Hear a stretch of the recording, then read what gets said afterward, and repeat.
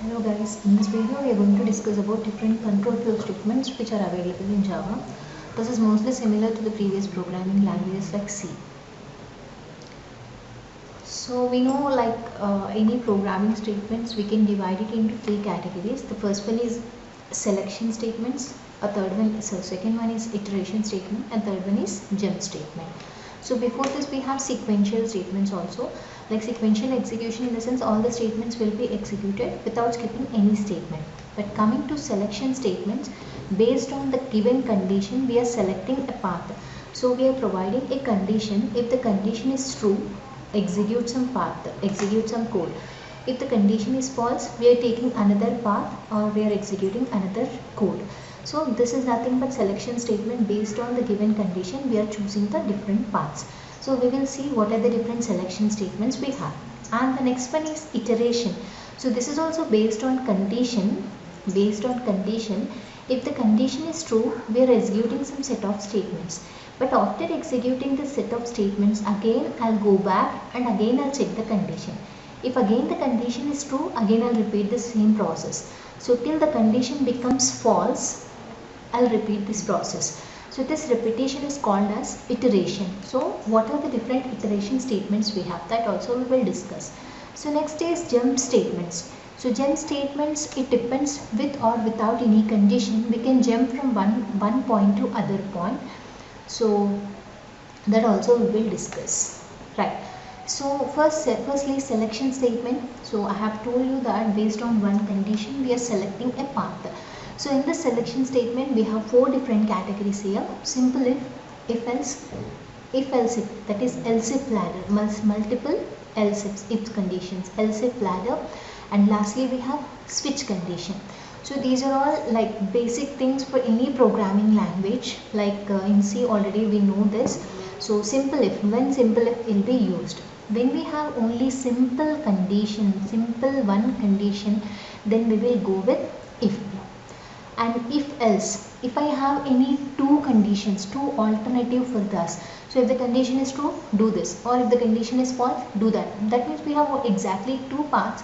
In that case we will go with if else. And else if ladder, if we have more than two cases, like I'm checking whether the number is positive or negative or zero. Here we have three cases. So if you have more than two cases, then you will go with else if ladder. And switch. Switch is also similar to else if ladder, but in else if ladder we can check any condition. Like the condition may contain equals operator, or the condition may contain greater than symbol or less than symbol, any relational operator. But coming to switch operator, directly we are not specifying the condition, and it supports only the conditions related to these operator, that is equals operator. So now we will see some examples for these four: simple if else, else if ladder, and switch. So I'm taking a simple if condition.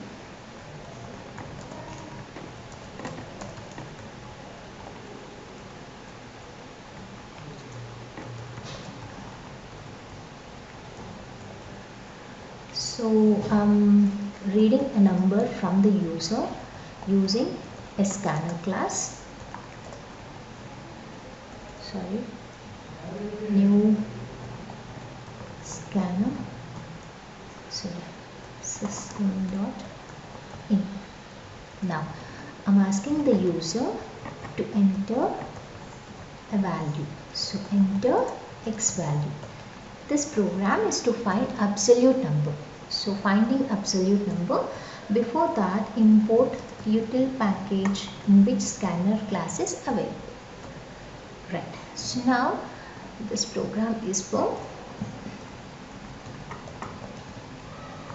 absolute number. So absolute number in the sense it must be a positive number. That means if x is positive, do nothing. If x is negative, then only change the sign of x. That means if x is negative, it is a negative number, you are changing the sign to positive. That means if it is a positive, we are not doing anything, so that condition we can ignore. So we have only one condition here, that is negative condition. So x I am reading from the user, ob.next int.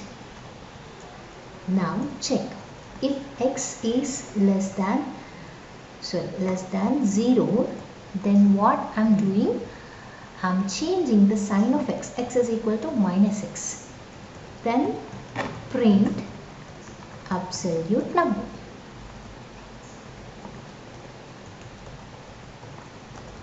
Is equal to, in which variable we have absolute number, x. So absolute number. Then I'm closing my main and I'm closing my class. Now this is absolute dot java.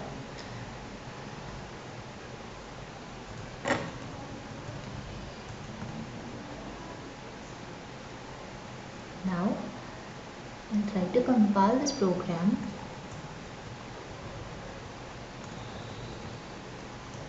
Absolute dot java. We have some error like println is mistake here. Spelling mistake. Right. Now if I try to compile this program again, so no errors. Now first I'll try to enter positive number 5. So absolute number is 5. Why? Because it's already a positive number. Now if I enter a negative number, now for a negative number also the absolute number will be positive 5. So here I am using only one if condition. See, we don't have any alternative for this. We don't have any other condition for this. In this case we can go with absolute, like if simple. Now I am checking whether a number is positive or negative. Okay. So now I am checking if x is greater than 0, print a message positive. So same program for if else. So let's say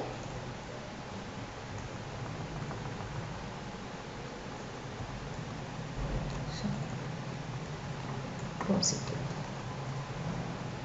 else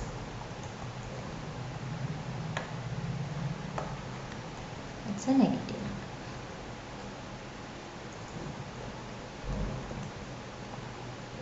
Then I'm closing this. So this is another program. I'm just removing this comment. Okay, I'm just saving this. Now if I try to compile my program, so no errors, and now I'm entering 12, that's a positive number, I'm getting positive. I'm entering a negative number, so I'm getting negative. Then now I'm entering 0. Now 0 also it is showing the output as negative. So why it is like this? Why? Because first it will check if condition x is greater than 0. So with 0 this condition fails. So if the condition is fails, if block fails, then directly it will go to else. In else we are not going to check any condition. See, if condition is failed, then directly it will go to else. So in the else what we have? Negative. That's why even for 0 it is printing negative. Now what we will do? Here we may have 3 conditions. Now I am taking else if ladder. So in the first condition, if x is greater than 0. In the second condition, else if x is less than 0, then it is negative. Then we have only last part, that is 0. Else now, in else we can print directly 0. Sorry. 0. Then I am closing this. Else. Now if I try to compile and execute this, enter x value. Positive, it is positive. For negative it is negative, and for 0 it is 0. Sorry.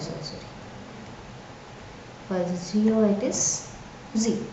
So if we have more than 2 conditions, then you go in with else if ladder.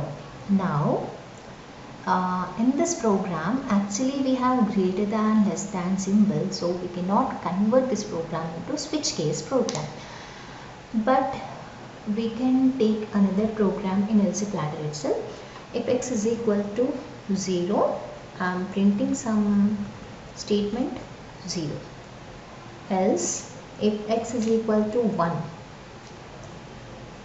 then I'm printing the message 1, otherwise I'm printing none. Okay, so here we have 3 cases: if, else if and else.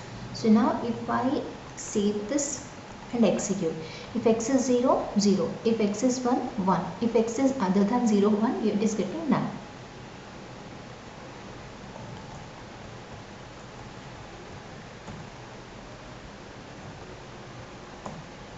So if x is 0, 0, if x is 1, 1, if x is other than 0 and 1, none.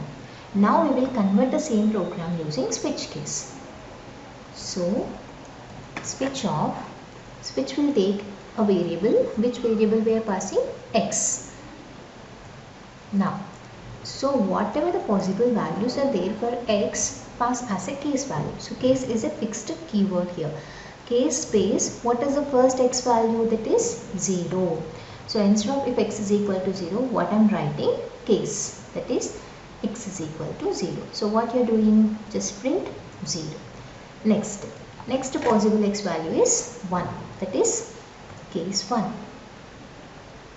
What we are doing here? Print 1.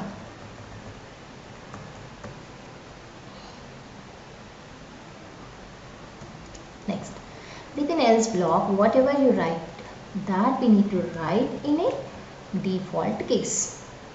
So default case will be executed whenever the remaining cases fails. So if all the cases fails, then the default case will be executed. But here in switch, after executing each case, you need to break the process. If it is a last statement, no need to write the break. Even if you write, not a problem. So break means after executing that, it will come out of that block, that is switch block. From switch block to it will come out. So I'm just saving this. I should get the same output as the previous one.